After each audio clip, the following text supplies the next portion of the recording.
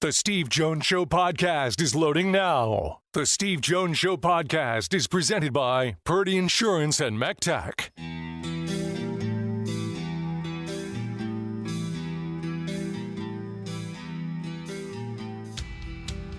Bringing you an in-depth look at Penn State sports and more. This is the Steve Jones Show on News Radio 1070 WKOK. The Steve Jones Show is presented by Purdy Insurance and MacTac. Now, here's Steve Jones.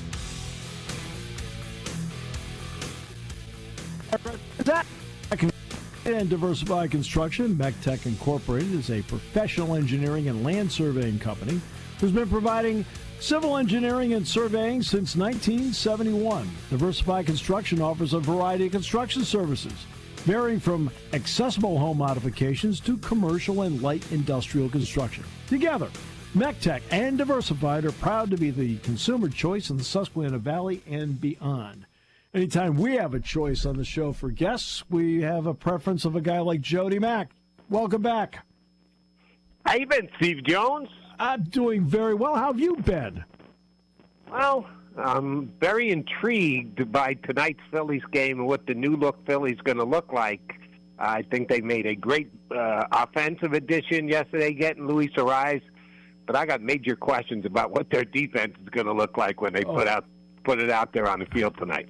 There are a lot of moving parts. So let's get to this in two parts. I'll get to the moving parts second. I've compared this to years ago. The Celtics had 5 of the same guy out there. They traded Brogdon. They traded Smart. They ended up getting Holiday, different kind of player. Porzingis, different kind of player. They ended up winning a championship. How important is Arraez from the point that he is a different type of player compared to the masher that the mashers they put out there? Well, there's a reason why I think he's going to be in a Philly uniform tonight, because Dave Dombrowski et al., the entire team, realized we don't have a guy who just puts the ball in play. We have very similar players, good players when they're hot, very good / great players, but they're all similar type players. They did not have a guy who just hits the baseball, puts the ball in play, doesn't strike out, has productive outs. They knew they needed a player like that, and they were willing to pay for it. They gave up a damn good prospect to get him, and I think he'll be a really good addition to balance their lineup.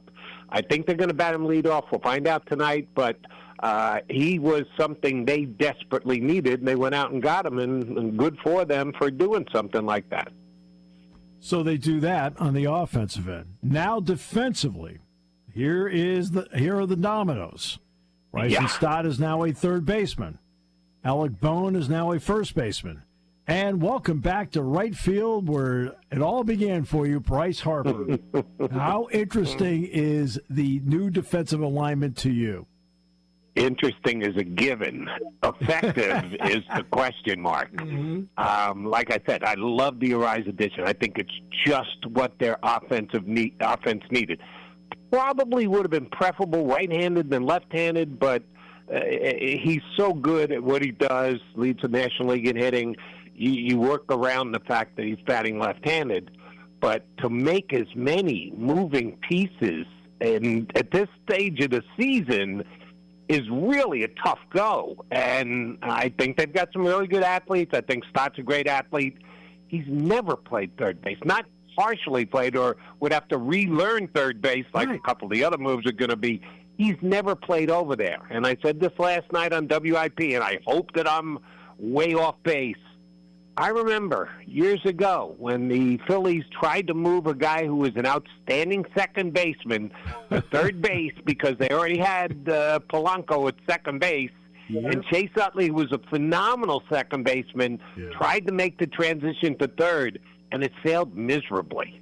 They got a good couple weeks looking at him playing third base and said, no, he's got to go back to second base.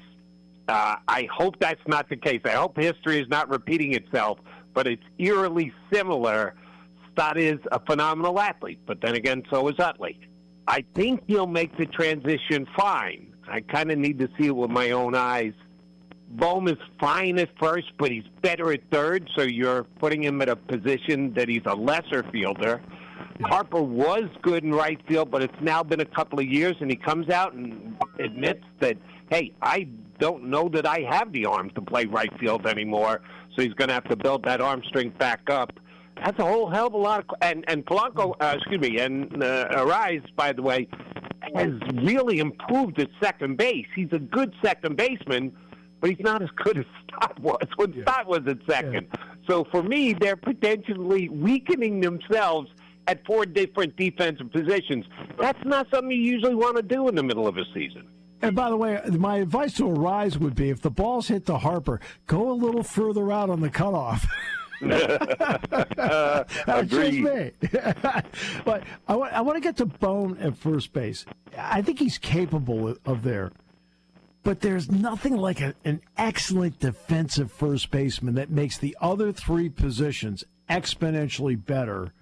I mean, we saw that in the Yankee infield over the years with Tino Martinez and with Mark Teixeira. Suddenly all the errors started disappearing. I just don't think you could. I mean, I think Bone will be fine there, but I don't think you can just throw anybody over there either. I think, as you just stated, he'll be fine. And here's the reason why I am willing to take that kind of shot. I love all the Philly broadcasters. I think they're all phenomenal. They're all friends, and I think they're very good at what they do. And there are a hell of a lot worse announcers out there when it comes to hometown announcing. But almost across the board, they've all at one time or another called Bryce Harper at first base borderline Gold Glove. I don't see that. I've never seen that since Harper went there. Harper, to use the word we both used, has been fine at first base, but he's not a Teixeira. He's not a Martinez. He isn't the guy who's going to save a ton of runs with his glove, digging balls out of the dirt at first base. So if you're moving Bohm over to first, he's not replacing a Gold Glover. You're not taking Gold Glove first baseman Bryce Harper and putting him in the outfield. You're putting a fine first baseman in Bryce Harper out there. So I think Bone moving to first base is the least questionable position change the Phillies are going to have to deal with starting tonight. All right, so what didn't they get? So they get all that. But what they didn't get is they didn't maybe get another guy that could bridge to get to Duran. And Nola leaves. I don't think anybody has a lot of confidence in what Nola can and can't do, so they didn't get another starting pitcher. So where does that leave them on the mound, in your opinion? Well, if you're talking about the starters, Dave Dombrowski is putting a lot of weight on Andrew Painter, who came back after going to the minors, didn't get off to a quick start there, had a good enough start. They needed a starting pitcher. Everyone they've been filling in with, the Ron Hells of the world and the bullpen games of the world, they've fallen flat on their face. So they said, let's give him a chance. Boom, he comes up, he pitches a nice game. It was one game. And was it enough for them to say, yeah, okay, now we don't need another starting pitcher? That's what they came down with. That was always what I thought was their biggest need, was a fifth starter, all the lead up to the trade deadline. One start of Andrew Painter got them to move off that. I hope he keeps it up. I hope this is the start of what Andrew Painter was supposed to be. It was just one game. So Dombrowski is taking a chance with a guy that they've always believed in. And if you ask me, they've kind of rushed a little bit and put a little too much pressure on him. This is going to be another pressurized situation. I hope he can repeat what he did in his last outing, because they got to make the playoffs first, and they're going to need good outings out of Painter to do that. Yeah, that's interesting. Can you name another city that in this particular decade has had the impact free agent signings of a Bryce Harper, a LeBron James, and a Saquon Barkley like Philadelphia has? Maybe not that threesome. The Dodgers have signed some pretty damn good free agents. They have. At home and abroad, and it's equated to 2 championships, and they're on their way to another with the Scooble trade this week. So if not Philadelphia, L.A. would be the only other town that I would suggest has had that kind of success at pulling in free agents. So now let's go back to what you and I just talked about with Arraez, a different kind of offensive player. So the Sixers, we already know, made the trade for Brown. Okay, they already have Maxey. LeBron James is a different kind of player that they don't have. And I know you're going to have to do this in spurts with him, because he's going to eventually be 42. Now, 42 is young to you and me, but in NBA years, it's kind of high. But does he add that different element that they didn't have that could make a difference? And the scary thing about LeBron is he doesn't look 42. He doesn't play like he's 42. No. It's amazing. He's been the reason why he's in the conversation for the GOAT status is because he continues to play like he looks like he's 25 years old, which is amazing unto itself. But you're right about the way he plays the game, the basketball IQ that he brings to the floor with him every single night. I don't know that there can be a better fit. We're just talking about 1 year. He signed a 2-year deal. You'll never see the second year of that deal. So it's 1 year, take your shot, see where they go from there. How could you do better than bring in a guy like LeBron James if it's just going to be a 1 year fit? If you want an actual true 25-year-old that you can bank on for the next 5 years, that's a different conversation. They were at a point that they needed one more piece for 1 year to make a legitimate run, and LeBron James chose Philadelphia. To my surprise, I thought he was going back to Cleveland. I thought the Sixers were probably the second choice, the choice that made the most sense if he's truly chasing one last championship. But I thought he was going to go back to Cleveland. So it worked out tremendously for the 76ers. Now all we got to do is wait till October. Yeah, wait till October.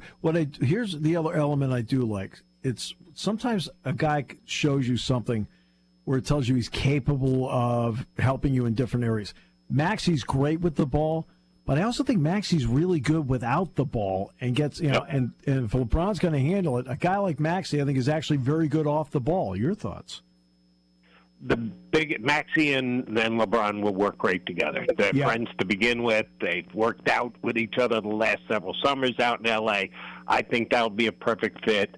Jaylen Brown is one of the most prolific scorers in the NBA. He's going to have to realize he's not going to get as many shots, but I think he'll be okay with that.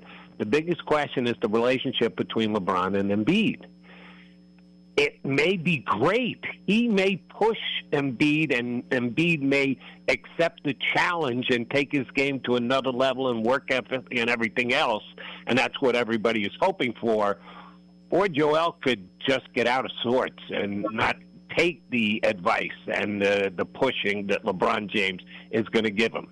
Truth be told, I don't know which way it's going to go, and I really do believe it could go either way. This could either be a change in Embiid and it pushes him going forward for the next 5 years, or he could cower and just not be the player that the Sixers need him to be, because LeBron has worked real well as a leader, as an inspiring type of guy with teammates, and other guys have just not liked to be pushed the way LeBron James likes to push. Have to hope that Joel takes it all in and he uses it as motivation. If he does, the Sixers are legit championship contenders. The Eagles, it's training camp time. So, pluses going into training camp, in your opinion, about how this roster can look, and concerns about the roster? Roster's fine. The bigger concern to me is Sean Mannion, to have come from 1 year of coaching, never called plays before, to get elevated that quickly to offensive coordinator. Again, could be great. He could be a boy genius. He could be the next star offensive coordinator who eventually becomes a head coach. Or he could just be woefully overmatched. The one thing I think Eagle fans are going to have to incorporate going into the season is you got to be a little patient. You put in a whole new offense, and they're doing things differently. Eagle players this week are talking about the fact that it is different. They like it, and they like the fact that they're just learning something, doing things differently. Will it actually work on Sundays or Thursdays or Fridays or Saturdays, because they play all week now in the NFL? Will it work come regular season start? And can they just hit the ground running the way that the new offensive coordinator wants to lay out? Don't know. They all seem up for the challenge, and they're kind of stoked to be trying it. But we won't know if it works until the season actually gets underway. Well, like they have a lot of smart guys in the offense, but when there's just a constant turnover in offensive coordinators, in part because people want to hire your people, right? That's part of it. But, I mean, what does that do? Because doesn't continuity mean something somewhere? It does, and the players themselves, certainly the offensive line and Jalen and Smith, they're now a group that's been together for several years. So there is some continuity. The only change is the offensive coordinator and the play calling. And one thing that I think has been unfair, Jalen Hurts, is inaccurate, I should say. Jalen Hurts, people talk about, it's the 7 different coordinators in the last 7 years. True. And that's something that you have to be able to deal with and do. I think it actually helps him. That because most quarterbacks get an OC, you're good for them for 3 or 4 years, whatever. All right, then they're going to make a change, and then you get the next guy for 3 or 4 years. So you get 2 offensive coordinators in 8 years. Jalen Hurts gets 7 offensive coordinators in 7 years. Well, he's damn used to it by this point. It's not as big a deal for him as it would be for somebody else. So that's one of the reasons why I think the Eagles can make this work. I just don't know if they're going to be able to make it work week 1. I'll give you an example of this, why I think quarterbacks are more adaptable these days to the changing in offensive coordinators.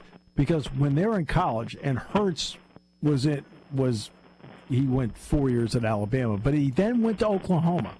So he had to change coordinators and systems there. But today, quarterbacks jump all over the place in college football. I think that they become used to the changing systems. I don't think it's as much of a big deal today for the more recent college quarterbacks than it would have been maybe 20 years ago.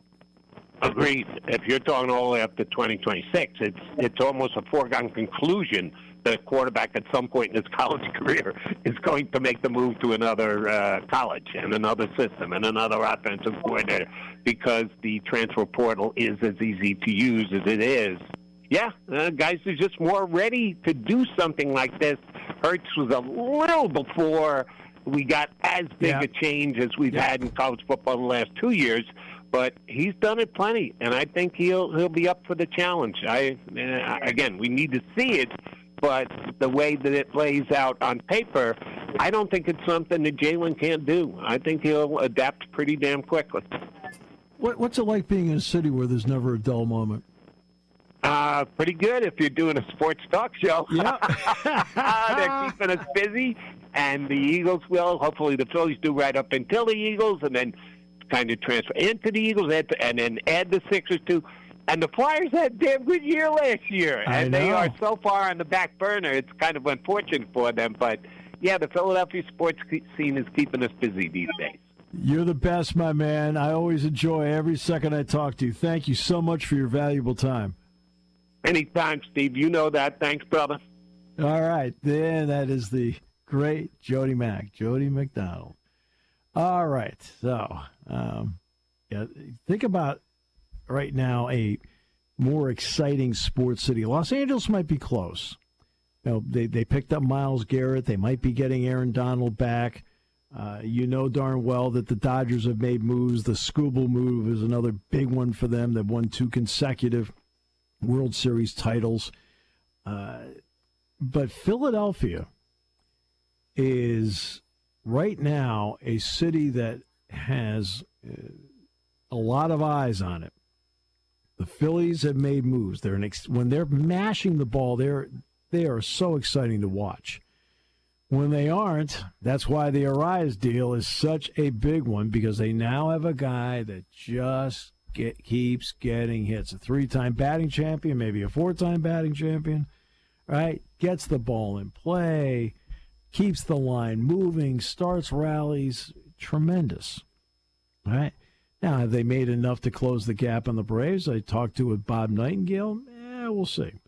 But the key is to get to the playoffs. The Eagles, they're Super Bowl contenders. Hurts, Saquon, Devontae Smith, right? How they drafted. Jalen Carter on defense. Go with Jordan Davis. I mean, tremendous. LeBron being added in with Jaylen Brown. I mean, let's face it, 6 months ago, did you think Jaylen Brown and LeBron James would be playing for your Philadelphia 76ers? Right? And he's right, by the way. Jody Mac is absolutely right. The key guy is still going to be Joel Embiid. How does he fit into this, and how does he allow himself to fit into this? His attitude is going to be critical to the Sixers' success moving forward? All these things we will eventually find out. It is easy to speculate, right? We're not big on speculation here. You know? It's interesting to see how the parts fit now. We talk about how different pieces fit. Then we'll find out in reality, starting in October, whether it's true or not. Tech Incorporated and Diversified Construction. Tech Incorporated is a professional engineering and land surveying company who's been providing civil engineering and survey services since 1971. Diversified Construction offers a variety of construction services, varying from accessible home modifications to commercial and light industrial construction. Together, Tech and Diversified are proud to be the consumer choice in the Susquehanna Valley and beyond on News Radio 1070 WKOK.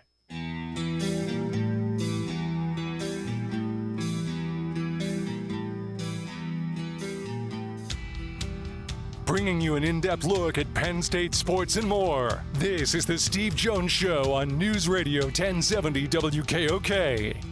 The Steve Jones Show is presented by Purdy Insurance and Tech. Now, here's Steve Jones.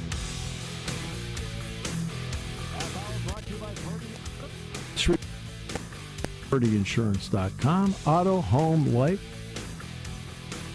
Specifically, motorcycle, RV.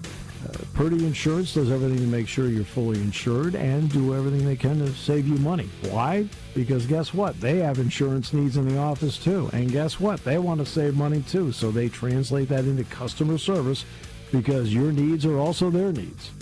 It's all at Purdy Insurance, Market Street in Sunbury. Go to PurdyInsurance.com. Anytime I get to spend some time with Michael Barkann, I treasure it. Sir, welcome back. Stevie, good afternoon. How are you? I was listening to your Purdy commercial, and are you an RV guy?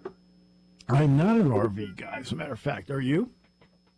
I'm not. I want to be. My wife won't allow it. She said, I'm not going to do laundry while we're on in the RV. I said, you're not going to do laundry. Either I'll do the laundry or I'll throw out the laundry. We'll just throw it along the roadside and then just keep on going. Right. But I've always wanted an RV, especially the times I've gone to Penn State games, which unfortunately have been very few, see the RVs in that field congregating, and they're there for the whole weekend, and I just think that is such a cool experience. Okay, I'm done. Sorry. Oh, no. But you know what? Okay, the laundry becomes a dual purpose. As you throw it out, it also will help you find your way back. So there you go. Yes, kind of like bird crumbs, breadcrumbs. Oh my goodness! You're right. So now we've taken care of that important issue, and it was important. I know it. Yeah. So changing the dynamics of a team, and we're seeing two teams do that in the past month in Philadelphia: the Sixers. And then now the Phillies. So let's start with the Phillies. Mm-hmm. What does Arraez bring to the table that they didn't have? And then I'll get to the moving parts after that. Well, yeah, there's a lot of moving parts, literally. And I'll just start it off before I give you something on Arraez. This is from our Cole Weintraub from NBCSportsPhiladelphia.com.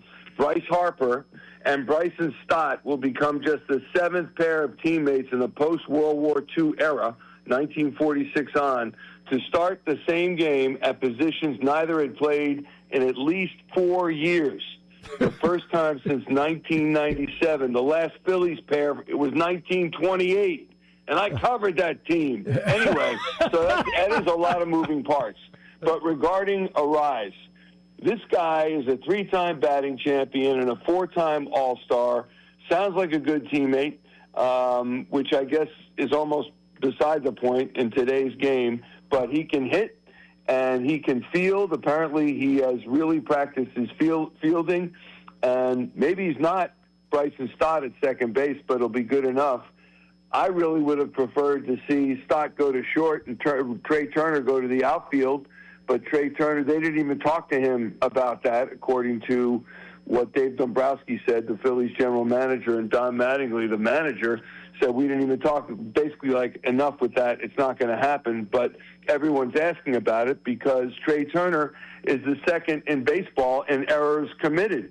And career, he is fourth or fifth in errors committed among active players. So he's going to stay at shortstop. And I would add, unfortunately, Harper's going to go to right field. Alec Boehm, previously at third base, and an all-star there a couple of seasons back, is going to first base, where he has played before.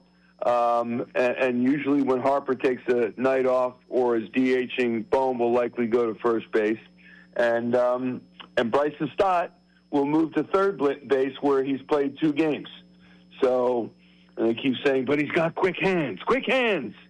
And I don't mean to deride it, as it sounds like I'm doing, because I think it can work.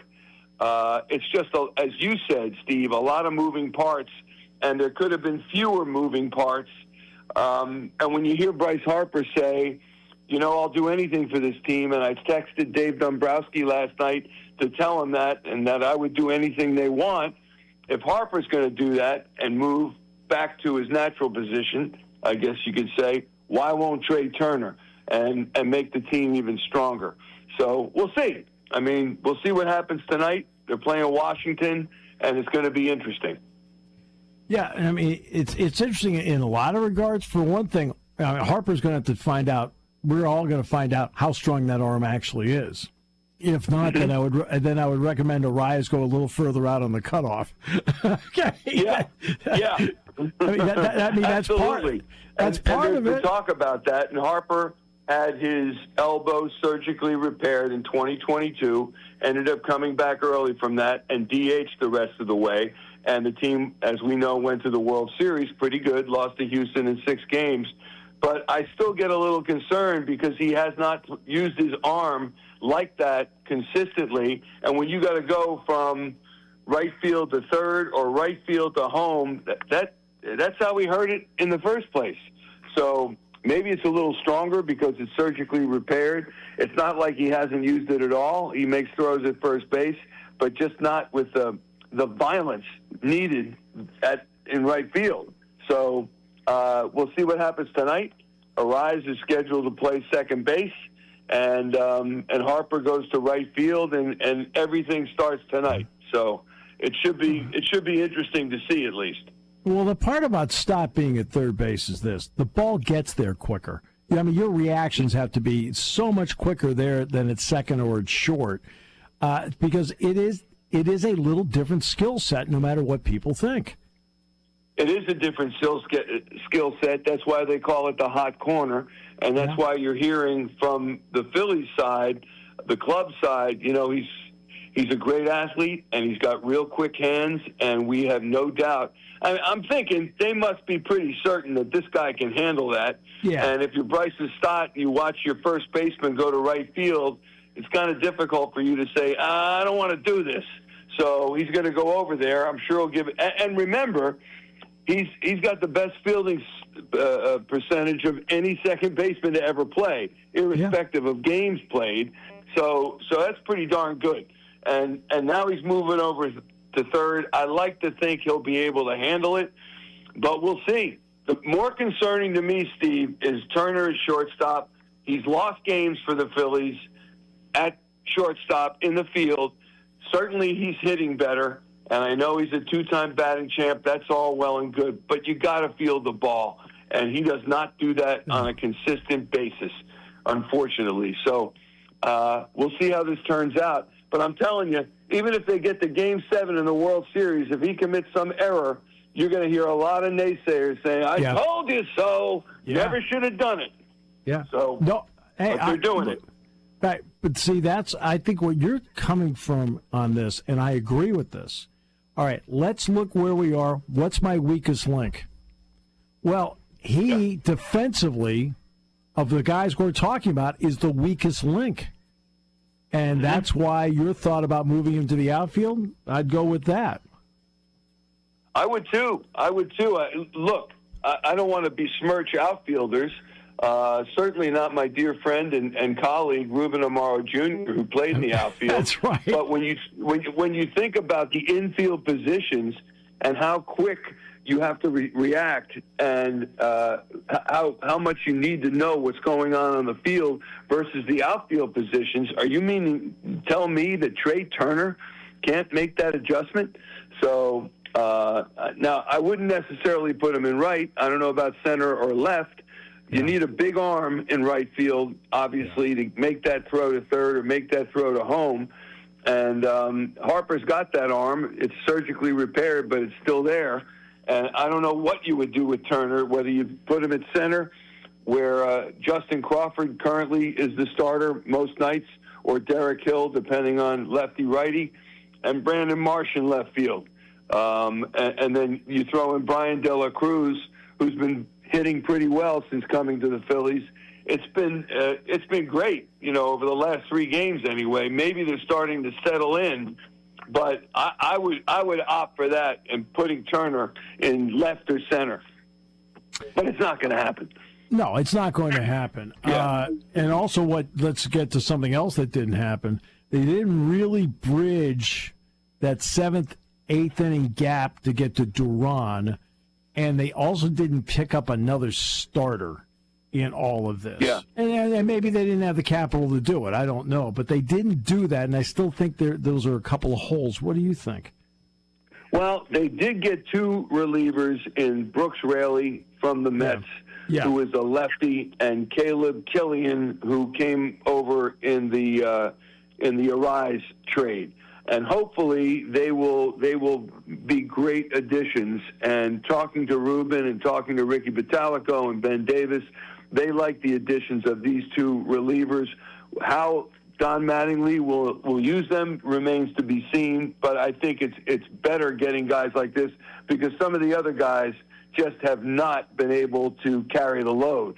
The other concern is the 5th starter, and what our Spencer McKercher reported last night from NBCSportsPhiladelphia.com, what he had heard from a source around the club is that they think Andrew Painter will be able to do it. And Andrew Painter had 2 really good starts down on the farm and averaged a 2.45 ERA in those last 2 starts.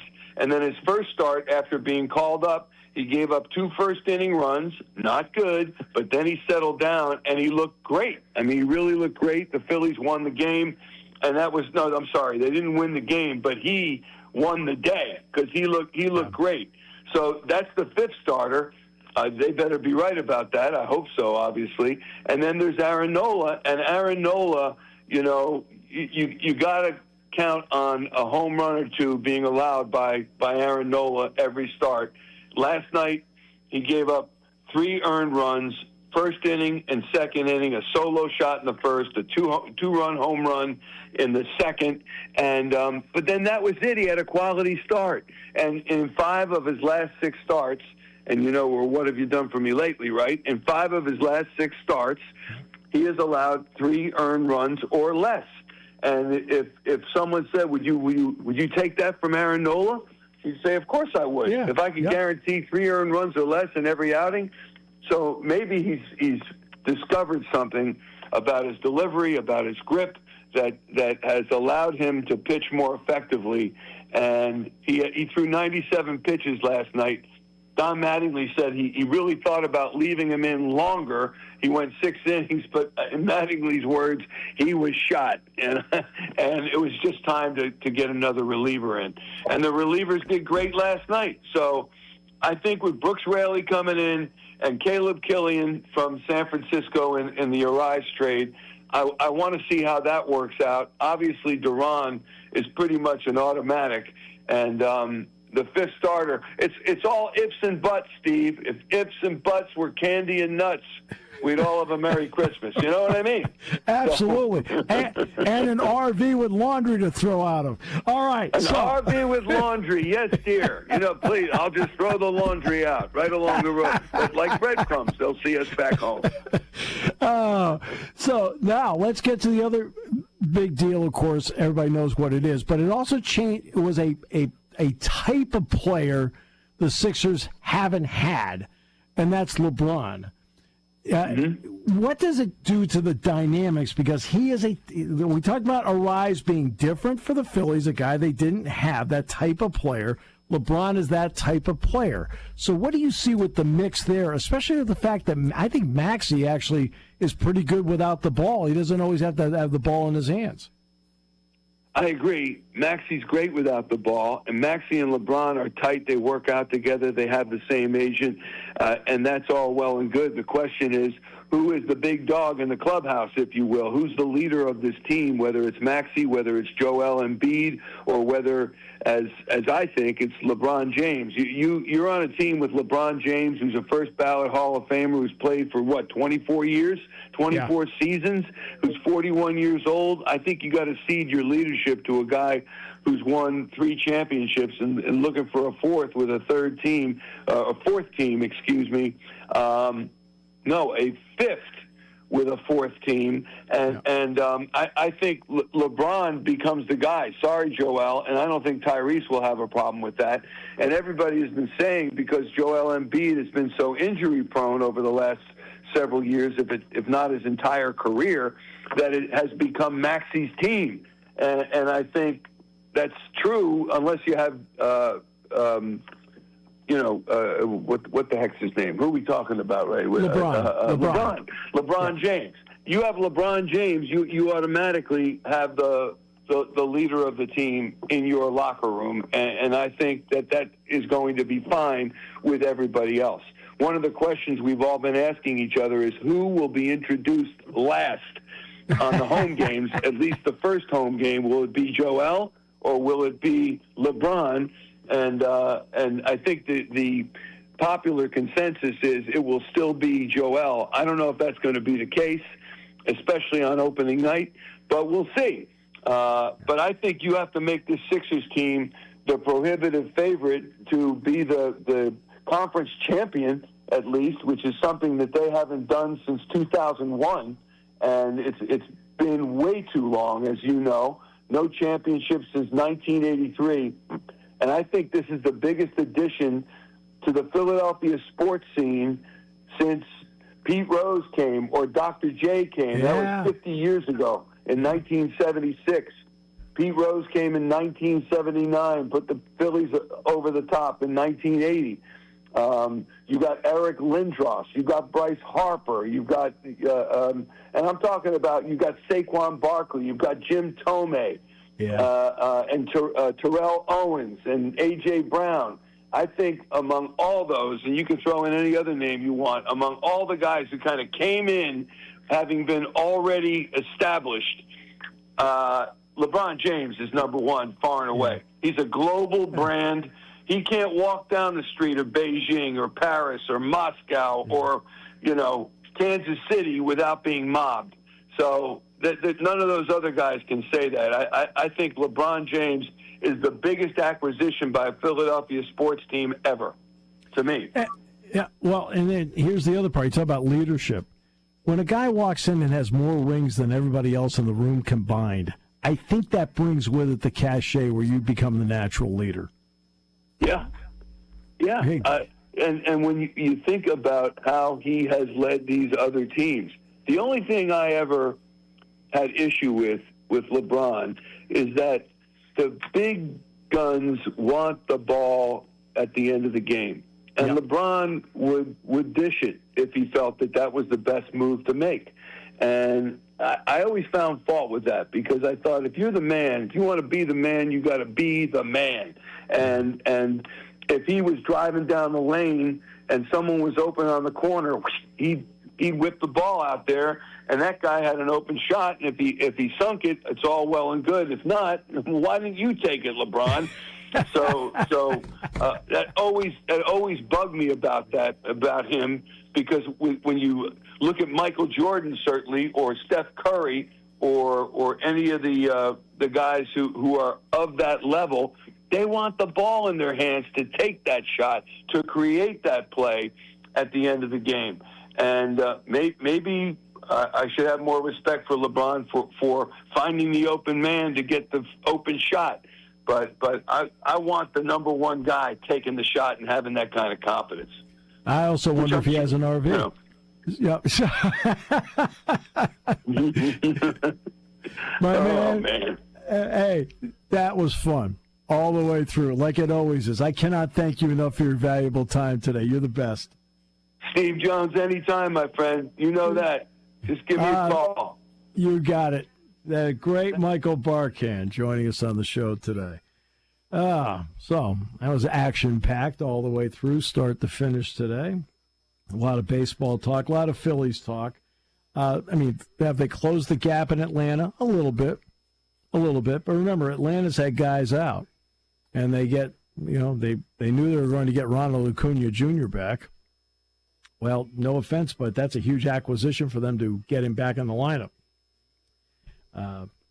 So they've changed the dynamics. The Sixers changed the dynamics, and that really followed the conversation for the last period of time here on the show. Half hour brought to you by Purdy Insurance. Market Street in Sunbury. Go to purdyinsurance.com. Here on News Radio 1070 WKOK.